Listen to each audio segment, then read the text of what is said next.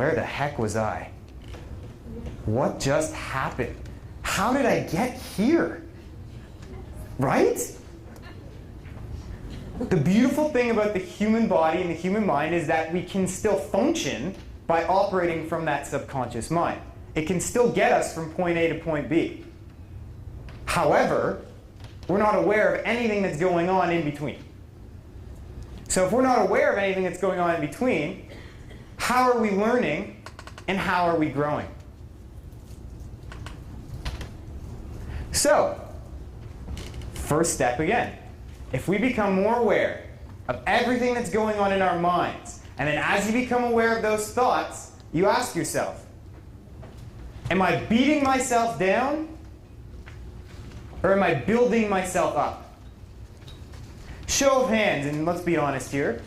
How many of us do you feel in the majority of time do we beat ourselves down with our thoughts? Don't be shy. Wonderful. Wonderful. Fantastic awareness. You just took the first step. Now, if we're beating ourselves down, how does that make us feel? Shout it out. Terrible. What else? Lazy. Lazy. Incompetent. Passive.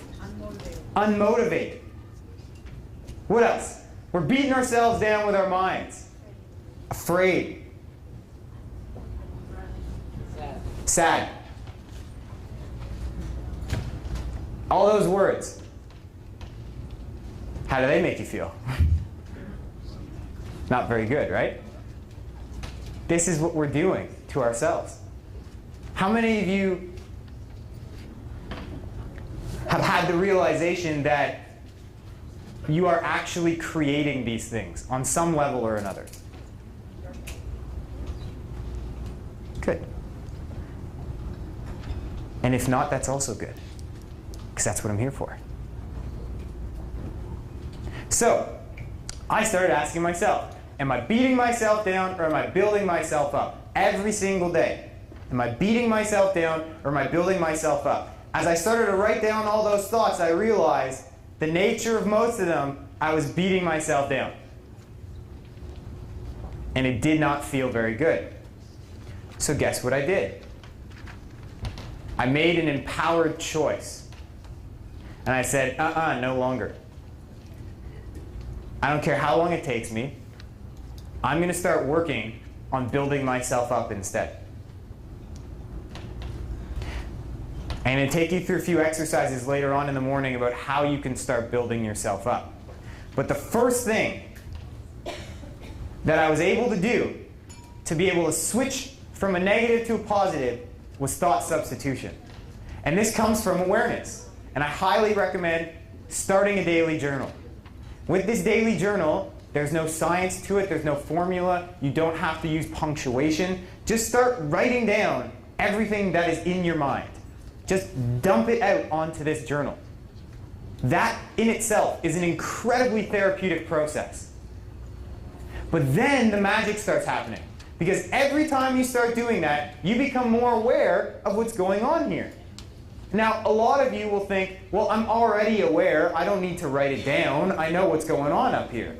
Well, the process of awareness is acknowledging. And how can you really acknowledge what's going on in your mind if you're storing it in your mind? We got to see it sometimes to believe it. So, we're going to do a group exercise as tables. And we're going to walk through how we can start substituting our thoughts from a negative to a positive. So what I did is, as I was doing this daily journal, I started to write down the first 10 thoughts that came to my head. And as I recognized that those first 10 thoughts, most of the time, were beating me down, I then practiced how I can take that negative thought and turn it into a positive one. So the process is actually not that difficult. Number one, you write down the first negative thought that comes to your mind. And I'm going to get you to do this as a group. So what we're going to do is you don't necessarily have to write down individual thoughts. You can come up with a group, as a group, what is that negative thought? Or we're going to do a few of them. So what are those top 3 negative thoughts that we're all sharing at this table? And then we're going to take a look at this negative thought, and we're going to say, okay, as a collective group, because it's a lot easier when we first start this off, when we work off of each other, than it is just in ourselves. So how can we as a collective group start shifting this negative thought to a positive? Now there's 2 steps that you can do. Number 1, you can take a look at that thought, and you can just simply make it into an opposite positive affirming statement. Okay? Number 2, if you can't see how you can turn that thought into something positive, substitute it for something that's completely different that feels good. Because just by simply shifting into the energy of feeling positive and feeling good, you will then down the road be able to take every single one of your negative thoughts and immediately transform it into something positive. But again, if you can't do that from the beginning, we're going to work our way up to that. Now, after each thought that you come up with as a group, I want you to do a feel check. Okay? And what that simply means is, how does that thought make us feel? Most likely, the negative thoughts are not going to feel very good. When we shift it to the positive, most likely it's going to feel a lot better. Any questions before we start? Is that a yes or no? We're good? Okay. We have about 5 minutes or so. So let's work together.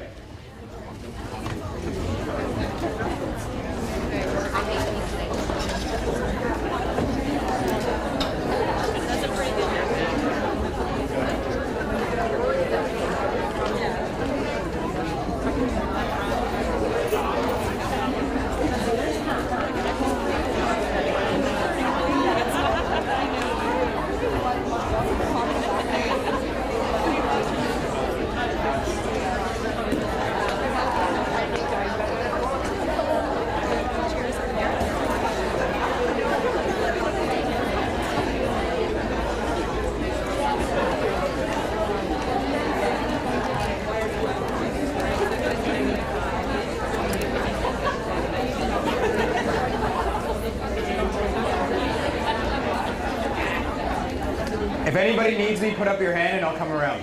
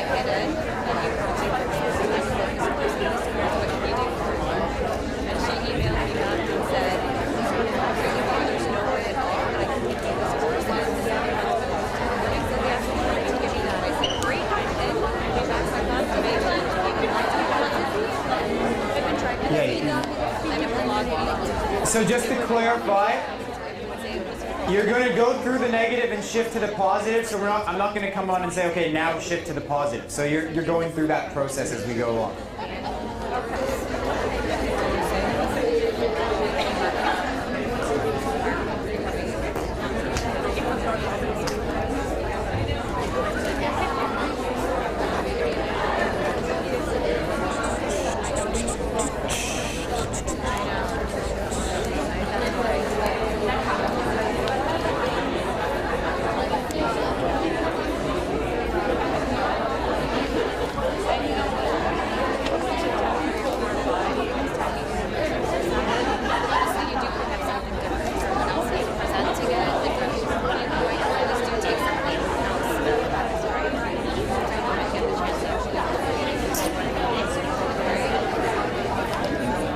Got about 2 more minutes.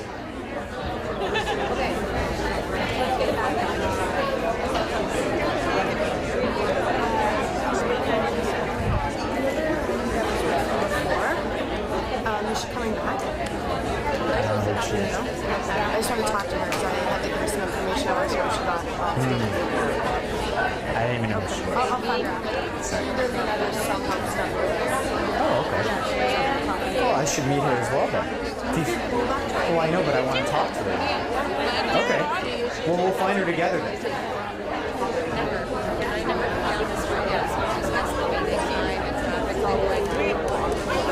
So whatever you're doing in the moment, just try and come to a wrap up.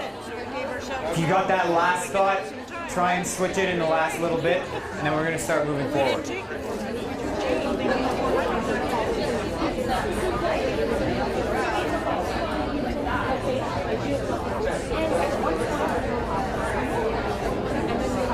Okay, perfect. So if anybody could just bring their focus back up here for a minute.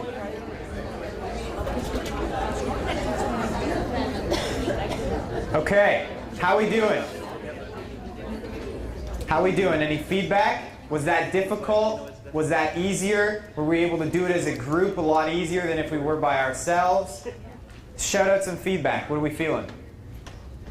We like discussing. We like discussing. Okay, very good. So, if we're okay with it, I would love for a couple groups to be able to stand up and share with me one negative thought that they came up with and how they were able to shift that to essentially the positive thought. And I would appreciate it if we could volunteer. Beautiful. Thank you. So one we came up with was, let's say you're going through like extra learning or exams or things like that I've done in the past, and you go in and you say, I'm failing, I'm failing, I'm going to fail, I'm going to fail. So what we came up with is, I know the information I've already passed, and then I asked for light and love, but that's completely on a different level. So just changing that into the positive, that you already do know the information and you're going in with it with a good, strong head. Beautiful. Okay. Another one I like to use for that is, I've learned the material to the best of my ability and I have no control over the outcome. My job was to learn. I've learned the material to the best of my ability and I have no control over the outcome. It's empowering, isn't it? What else we got? Just throw up your hand, don't be shy. There we go. We're tired. But why we're tired is because we're accomplishing so much during the day. Okay, so the negative thought is, I'm tired. And how did we switch that? No, so the positive is now, I've accomplished more. I'm active. I'm alive. Good, beautiful. So it went from I'm tired to dwelling on the fact that I'm tired to I'm active, I'm alive. I'm accomplishing everything I need to. Right? Beautiful. What else we got? Give me one more. We always wake up and go, crap, we gotta go to work. Hold on one second. How many of us in this room have share that same thought? When we wake up in the morning, oh crap, we gotta go to work. I don't, I love my job. However, Okay.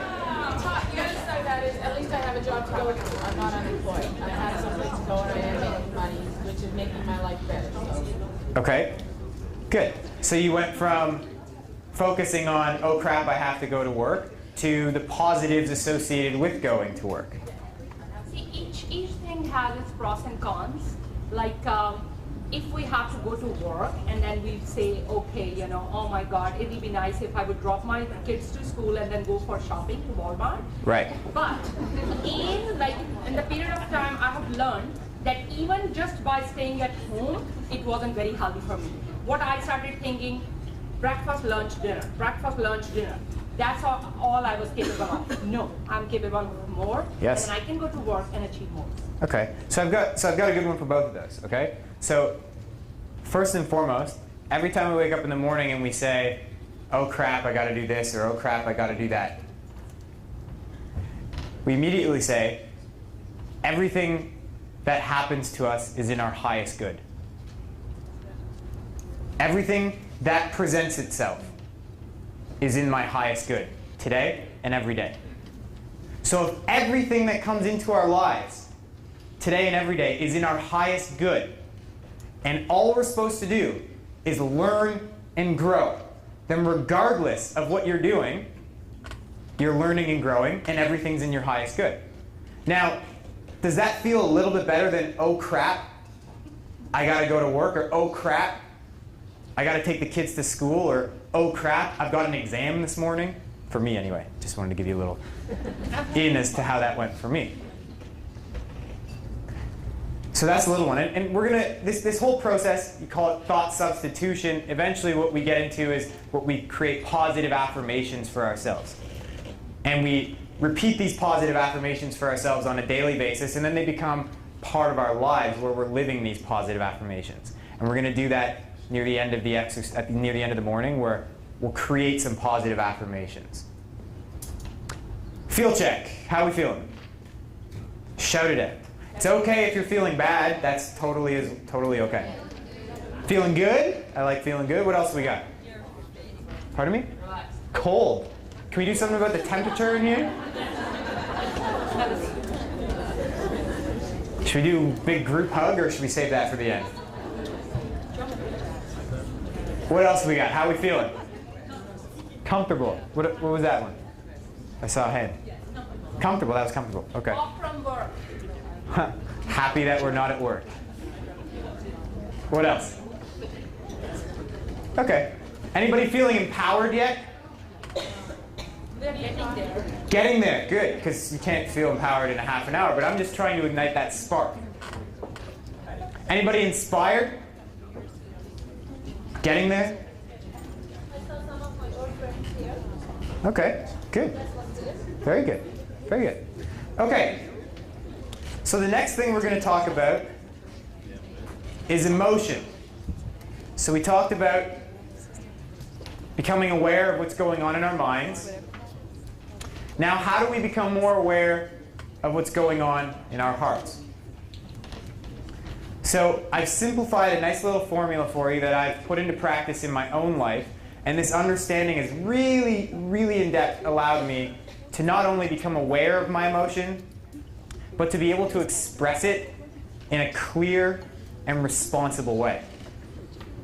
So, what is emotion?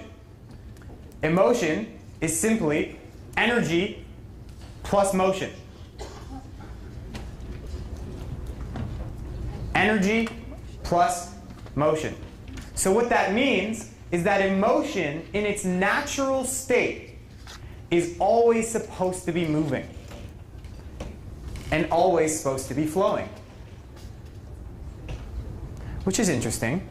As a guy growing up, I was taught that expressing my emotion is a sign of weakness.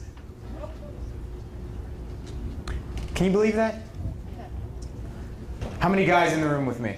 Can we relate to that? That expressing emotion is a sign of weakness. So as a result, you don't want to show people your emotion. You want to be strong, right? I cannot remember how many times I've had a few unfortunate situations in my family where I've had some family deaths. And I'm at the funeral and people come up to me and they say, be strong. Right? And I say, no thank you. I don't want to be strong. I feel vulnerable. I want to express that vulnerability. I don't want to feel uncomfortable if I feel like crying, and I don't want to feel uncomfortable if I feel angry. At the same time, I don't want to feel uncomfortable if I feel happiness and joy. I want to allow that emotion to be with me, move through my body in its natural state of flow, and then move forward. Because if life is about learning and growth, am I learning anything from holding on to that emotion? Am I learning anything from suppressing that emotion? Get an ulcer, you get a lot of things. Dis-ease. What is disease? Disease is dis-ease, which means there's a part of our body that is not in ease. How do we get that way? Well, one of the ways is holding, one of those ways is holding on to emotion, suppressing emotion, resisting emotion. Okay, follow me here for a moment. So, if emotion's natural state of flow is supposed to move through us, and I'm sad, and the first thing that goes through my head, because I'm taught that if I show my sadness, I'm weak and I'm not a man. So, I'm not going to cry. I'm going to hold it in. And I'm going to bury it. And what I like to use an analogy of is picture this trunk. Okay? And what I do when I suppress my emotion is I throw it in that trunk. Like, sorry. I don't want this sadness. I'm going to throw it in the trunk. I don't want this anger. I'm going to throw it in the trunk. I don't want to feel that right now. So I'm going to resist you. I'm going to put you over here for safekeeping. And I'm going to hope you're not going to come back to me. I'm going to put a lock on that trunk. And I'm going to move forward. Now what happens in that trunk? Because if the natural state of emotion is energy plus motion, it's not going to stop moving. So inside that trunk, you've got this emotion going. It's bouncing against the walls in this trunk. It wants to get out. But nope. I'm going to put more on top of it. Here, anger, here. Take a little sadness. I'll pile it on top. That'll keep it down. Then what happens? It keeps bouncing, it keeps bouncing, it keeps bouncing. And when I least expect it, that trunk blows wide open. And then what happens? Breakdown, meltdown. Then I'm going to express that emotion, whether I like it or not, and it's going to come out irresponsibly. And I'm not only going to hurt myself in the process, but I'm going to hurt those around me as well. What makes emotion bad? Who says emotion is bad? Where does that come from? To me, emotion is beautiful. Emotion is empowering. Emotion is the natural flow of life. What makes sadness bad? Why is sadness different than happiness? It's our own judgment. Because I judge sadness and I don't judge happiness. So happiness is better than sadness. Peace is better than anger. How many of us can agree with that? And if not, that's amazing. You're on the way. For me, I had to go through this whole process. I realized that I was judging everything that I was feeling. And from judgment created resistance. And from resistance, I put it in the trunk, I put the lock on the trunk, and I hoped it didn't come back to haunt me. But the reality was it did. And it hurt me. It hurt me because I developed sickness in my stomach. Picture your intestines. Picture emotion flowing through your intestines naturally. Now, picture yourself suppressing that emotion, holding it in. Take that trunk, put it in your intestine. Not going to look so good. kind of crappy. No pun intended. That's how we develop disease. That's dis-ease, because nothing's flowing through me. It gets piled up on each other. And before I know it, I'm sick. And then before I know it, I'm expressing anger like you've never seen before. Explosions beyond measure. Without a care in the world. I don't care about you, I don't care about me, I don't care about anybody. I'm going to let it out. Because it's been in that trunk for years. And then what happens is when I finally let it out, coming with it is all the other suppressed emotion. So oftentimes, how many of you had become sad, and that turns immediately to anger, which then turns to frustration, which then turns to resentment? Why is that? Because we're not expressing the emotion naturally and responsibly from the get-go.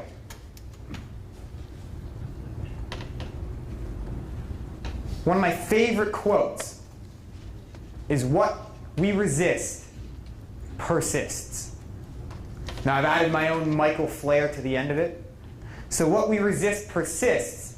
When we let go, life flows.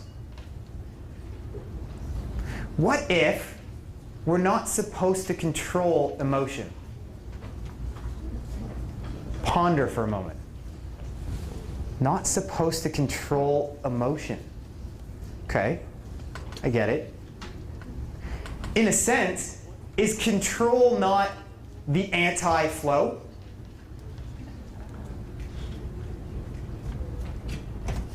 If we're trying to control something, we're trying to give it a direction of its own. But it's supposed to naturally flow. So controlling things, emotions, everything, is the anti of flow.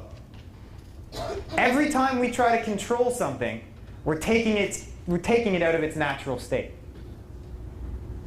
When we let go, it will go and run its course naturally. How many of you seen a child under the age of 3 express emotion? I'm assuming everybody in this room has seen that at some point in time. How beautiful is that? Right?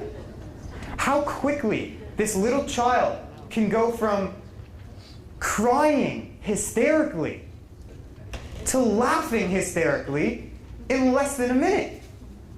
Why? Why is this child able to do that, and oftentimes we aren't? Because we've spent years running these belief systems that say, I've got to control my emotions. It's not right for me to cry in this environment. I cannot express my anger right now because all those around me, I'm afraid how they're going to